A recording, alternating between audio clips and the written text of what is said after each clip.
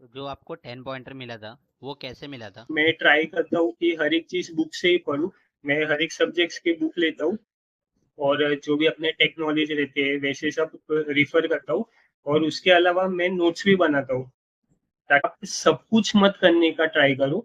मतलब बहुत लोगों को ऐसा रहता है कि मैं वेब डेवलपमेंट भी सीख लूँ, मैं एंड्रॉइड डेवलपमेंट भी सीख लूँ। इंजीनियरिंग इन जनरल इतना स्ट्रेसफुल नहीं है अगर आप प्रॉपरली टाइम मैनेज करो तो। Hello friends. तो कैसे हो आप लोग? आई होप आप लोग अच्छे होंगे। और हम लोग पॉडकास्ट लेके आए उससे पहले ना मैं आपको एक रिसेंटली हमारे कॉलेज में कंपनी आई थी वो बताता हूँ उसके बारे में जरा। बेटली करके। तो उन लोगों का 10 LPA का पैकेज था और ये पहली कंपनी थी हमारे कॉलेज में जो कि 10 LPA के साथ आई थी। बट उसका क्राइटेरिया ऐसा था ना कि लाइक 10th में आपका 80 अबव होना चाहिए, 12th में आपका 80 अबव होना चाहिए और इंजीनियरिंग में भी 80 अबव होना चाहिए। तो बहुत बार हम लोग बोलते हैं अरे 10th के मार्क्स मैटर नहीं करते, 12th के मार्क्स मैटर नहीं करते। हाँ, नहीं करते होंगे कुछ अलग केसेस में।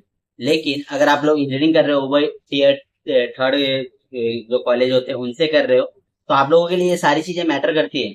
और इसमें भी बहुत बार तो क्या होता है ना, लोगों ने 10th में अच्छा किया होता है, 12th में अच्छा किया होता है और इंजीनियरिंग में नॉर्मली ऐसा होता है कि हम लोग थोड़े से दोस्ती में, थोड़े से इधर उतना सीरियसली पढ़ाई नहीं करते जिसकी वजह से हमारा CGPA जो है कम हो जाता है। तो ये जो अपॉर्चुनिटीज होती है ना इतनी अच्छी अच्छी, लाइक अभी बेंटली का था। तो मैं खुद का ही एक्सपीरियंस बताता हूँ कि मेरा 12th में 79 पॉइंट समथिंग परसेंटेज था। तो जिसकी वजह से मैं एलिजिबल नहीं हो पाया उसके लिए। तो आप ऐसे अपॉर्चुनिटी मिस कर देते हो, इसलिए आपका अच्छा स्कोर करना बहुत जरूरी है। तो अभी तो 10th और 12th हो गया, वो आपके हाथ में है नहीं, आपके हाथ में क्या है? इंजीनियरिंग। तो ये जो पॉडकास्ट है इसे मैंने मेरे क्लास का जो टॉपर है वत्सल सा उसको इनवाइट किया है। उसने अपनी सारी सीक्रेट्स बताई है कि लाइक वो कैसे स्टडीज करता है, कहाँ से स्टडीज करता है, कैसे पेपर लिखता है, उसको क्यों इतने ज्यादा मार्क्स मिलते हैं, क्यों इतने साल से वो टॉप करते आ रहा है। तो ये सारी चीजें आपको जरूर हेल्प कर रही होगी। इसके साथ साथ उसका प्लेसमेंट भी लगा है, तो उसके बारे में भी उसने इंसाइट दिया हमें कि कैसे प्रिपेयर करना चाहिए, रिसोर्सेज को कैसे यूज करना चाहिए। तो ये पॉडकास्ट आप लोगों के लिए बहुत ही इंपॉर्टेंट होने वाला है। तो पूरा जरूर देखना।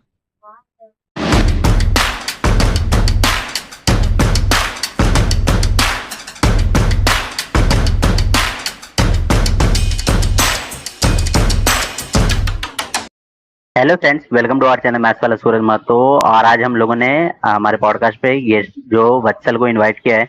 और ये कंसिस्टेंटली हमारे बैच के जो है टॉपर रहे, हर बार 9 के अबव भी CGPA स्कोर करते हैं और इसके साथ साथ इनका प्लेसमेंट भी लगा है। तो हम लोग इन सारी चीज़ों पे डिस्कस करने वाले हैं कि कैसे आप लोग भी अच्छा ग्रेड स्कोर कर सकते हो, इसके साथ साथ कैसे प्लेसमेंट ग्रैब कर सकते हो। तो ये सारे जो है ना सीक्रेट आज वत्सल हमारे इस पॉडकास्ट में खोलने वाले हैं। तो आई होप ये पूरा जरूर देखोगे आप। वेलकम बच्चन। हाँ, हेलो सूरज। तो सबसे पहला क्वेश्चन तो ये है कि अभी इंजीनियरिंग में क्या होता है ना, मोस्टली कोई ग्रेड को उतना इंपॉर्टेंस देता नहीं है कि यार ये क्या है, छोड़ना, पास हो गए बहुत है। तो अगर फेल भी हो गए तो नेक्स्ट केटी में देख लेंगे। बट आपको क्या मोटिवेट करती थी हाई ग्रेड लाने के लिए? एज सच मेरा कोई मोटिवेशन नहीं था हाई ग्रेड लाने के लिए। बट मुझे सिर्फ इतना ही था कि मेरा पॉइंटर हमेशा 7 से अप रहे क्योंकि अपना प्लेसमेंट रहता है कंपनीज का। तो उनका बहुत बार क्राइटेरिया वैसा ही रहता है कि 6.5 या 7 रहे। तो मैं हर सेम में ट्राई करता था कि मैं मेरा बेस्ट दूं और जो भी मार्क्स है वो एक्सेप्ट करूँ वैसे। और जो आपको फर्स्ट ईयर में ना 10 पॉइंटर मिले थे, तो वो कैसे मिले थे 10 पॉइंटर? मतलब आपने कहीं भी मार्क्स खोने का चांस दिया ही नहीं, ऐसा क्या किया था उसमें स्पेशल आपने? तो जो अपना फर्स्ट ईयर था तो उसके अंदर मैंने ट्राई किया था कि जो भी अपने बेसिक्स है पूरे वो ऐसा स्टार्टिंग से एकदम अच्छे से कवर करूँ और अच्छे से पढ़ाई करूँ क्योंकि बहुत बार सब लोग कहते हैं कि फर्स्ट ईयर सबसे ज़्यादा डिफिकल्ट रहता है। तो इसके लिए मैंने अच्छे से प्रिपरेशन किया था उसके लिए और उसके अलावा थोड़ा ऑनलाइन था अपना फर्स्ट ईयर तो उसका भी सपोर्ट था ही उसके कारण। और जैसे कि अभी कोई एक बार अगर फर्स्ट आता है ना क्लास में, तो हम बोलते हैं हाँ चलो ठीक है, लेकिन आप कंसिस्टेंटली सारे सेम में फर्स्ट आ रहे हो, तो आप बाकी जो भी स्टूडेंट्स है उनसे क्या अलग करते हो? आई डोंट थिंक मैं ऐसा कुछ अलग करता हूँ। मैं भी पढ़ाई अपने जो भी इंजीनियरिंग में ऐसे रहते हैं कि सब लोग एग्जाम लेते हैं उसके एक हफ्ते पहले 2-3 दिन पहले ही पढ़ाई चालू करते हैं। तो मैं भी पढ़ाई वैसे ही स्टार्ट करता हूँ। तो मैं पढ़ना स्टार्ट करता हूँ बट आई थिंक कि मैं जो चीज़ डिटेल में पढ़ता हूँ तो उसके कारण मेरे को हेल्पफुल हो जाता है और कुछ नहीं। और आप रिसोर्सेज क्या यूज करते हो? लाइक बुक से पढ़ते हो, यूट्यूब पे ट्यूटोरियल देखते हो, या फिर कुछ और नोट्स बना के पढ़ते हो? आप पढ़ाई कैसे करते हो? तो ये चीज में मैं थोड़ा ओल्ड स्कूल हूँ। मैं ट्राई करता हूँ कि हर एक चीज बुक से ही पढूं।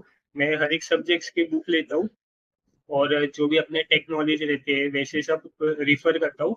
और उसके अलावा मैं नोट्स भी बनाता हूँ ताकि एक टाइप से मसल मेमोरी रहे अपना।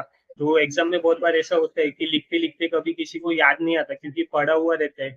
बट अभी हम्म। लिख के प्रैक्टिस करते हैं ना, तो एक याद रहता है कि ऐसा पॉइंट था, ऐसा कुछ था। और फिर अगर वो वर्ड याद आ जाए उतना सा कि क्या वर्ड था, तो फिर उसके ऊपर हम पूरा स्टोरी लिख ही सकते हैं। तो इसके लिए वो एक अलग चीज है। वो बुक्स रेफर करता हूँ। और उसके अलावा जो भी कंसेप्ट जो मुझे हार्ड लगते हैं उसके लिए मैं यूट्यूब रेफर करता हूँ, जैसे कि अपना गेट्स मेशर्स है, फिर 5 मिनट इंजीनियरिंग है। आपके चैनल पे भी बहुत वीडियोस रहते हैं, तो सम्स वो सब मैं लिख के वहां से करता हूँ। कि आप जब भी पेपर लिखते हो ना, तो उसमें अभी बहुत बार लोग बोलते हैं कि रिप्रेजेंटेशन का भी मार्क्स होता है, क्योंकि हो सकता है सेम आंसर दो लोगों ने लिखा हो बट एक को ज्यादा मार्क्स मिले, एक को कम। तो आप कैसे लिखते हो कि आपको हमेशा ज्यादा मार्क्स मिलता है? पेपर में अगर मैं कहूँ तो पहला चीज तो मैं पॉइंट्स में आंसर लिखता हूँ।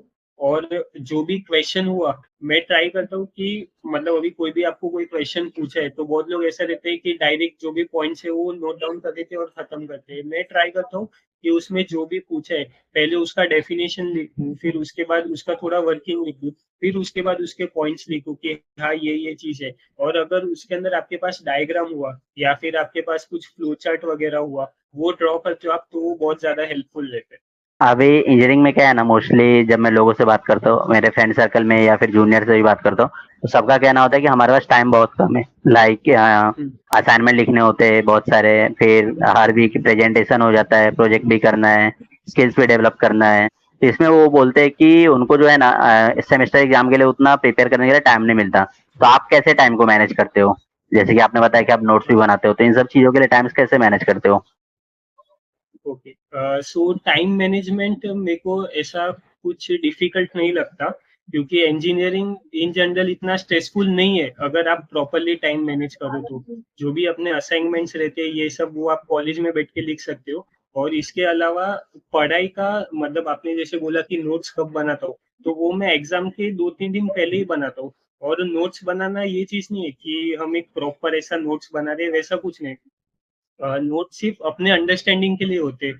तो आप ऐसा रफ वर्क करके कैसे भी लिख देते हो, स्क्रिबल करते हो, तो वो आपके लिए हेल्पफुल हो जाता है। Notes is not for anyone else, it's for you.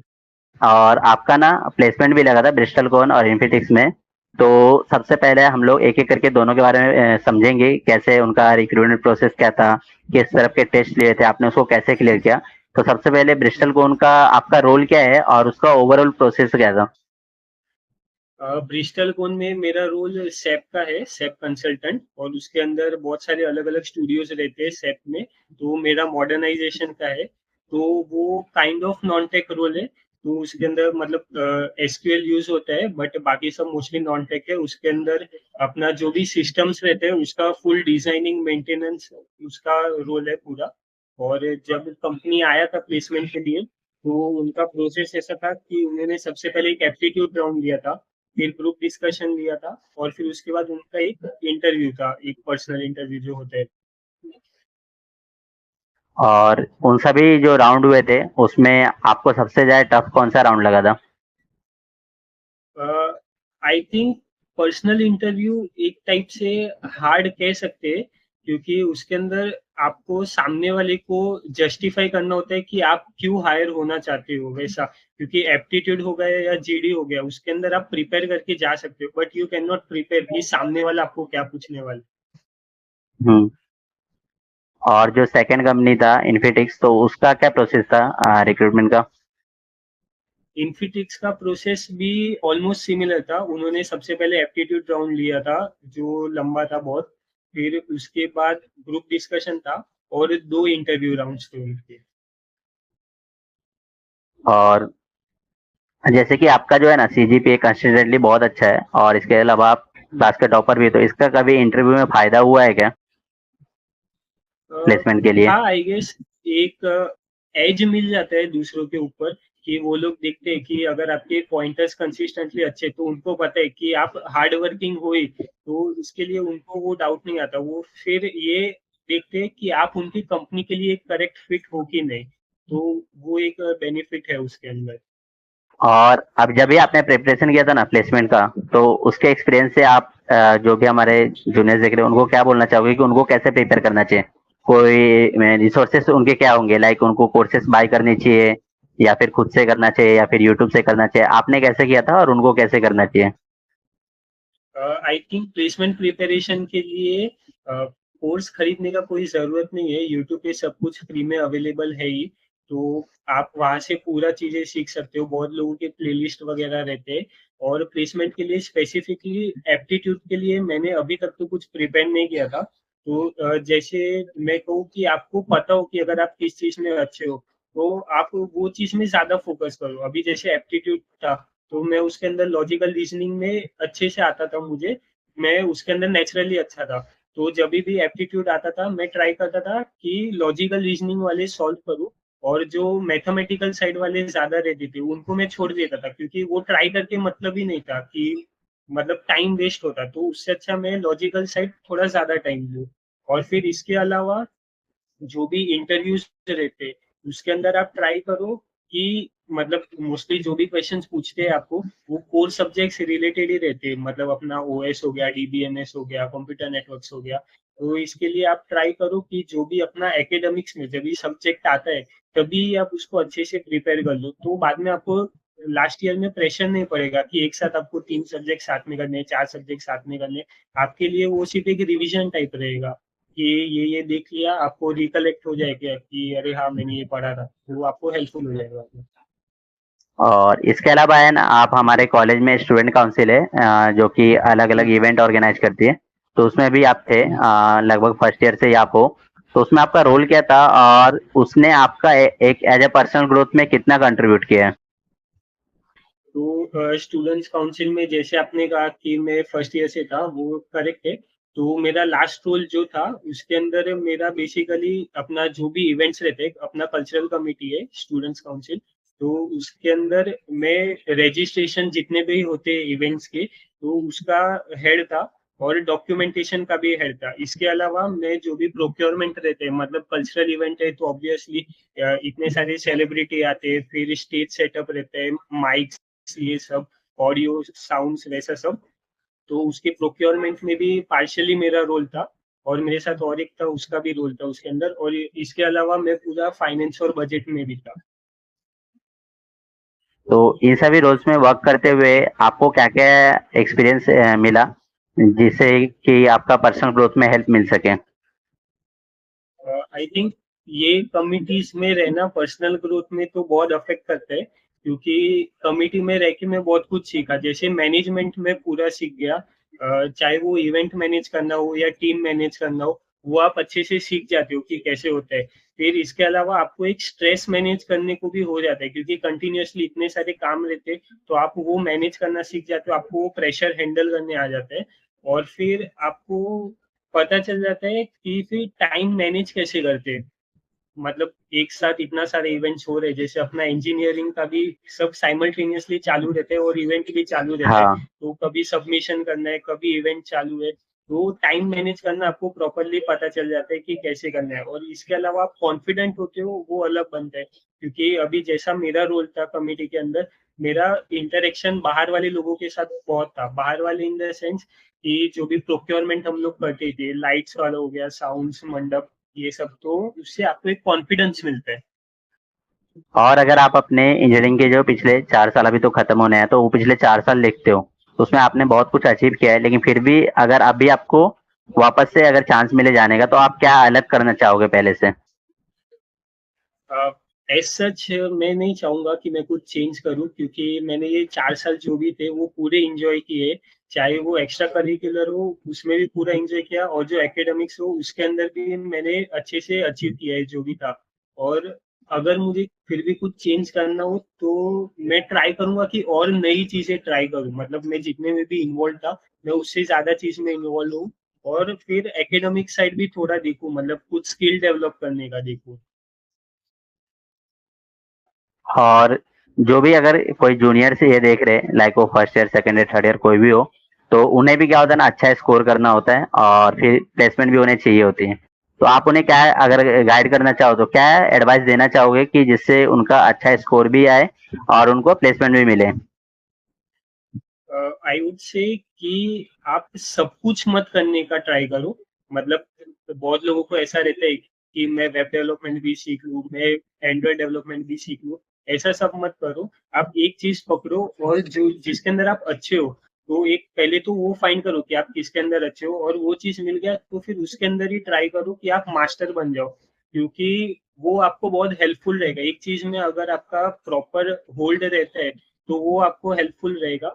और एकेडमिक्स तो आई डोंट थिंक इतना प्रेशर कुछ होता है, तो वो तो 2-3 दिन पहले पढ़ के हो ही जाता है। अगर इन जनरल कुछ एडवाइस जो आप देना चाहोगे हमारी ऑडियंस को, जो भी ये देख रहे हैं उन्हें?